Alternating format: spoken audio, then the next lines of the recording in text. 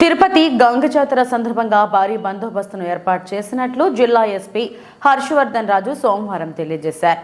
SP సిబ్బందితో కలిసి ఆలయాన్ని సందర్శించి బందోబస్తు ఏర్పాటు గురించి తెలుసుకున్నారు. గంగ జాతరను రాష్ట్ర పండుగగా ప్రభుత్వం ప్రకటించడం జరిగిందని, గంగమ్మ తల్లిని దర్శించుకునేందుకు భక్తులు వివిధ ప్రాంతాల నుంచి వస్తారని, ఎటువంటి ఇబ్బందులు కలగకుండా క్యూ లైన్ ఏర్పాటు చేయడం జరిగిందని వివరించారు.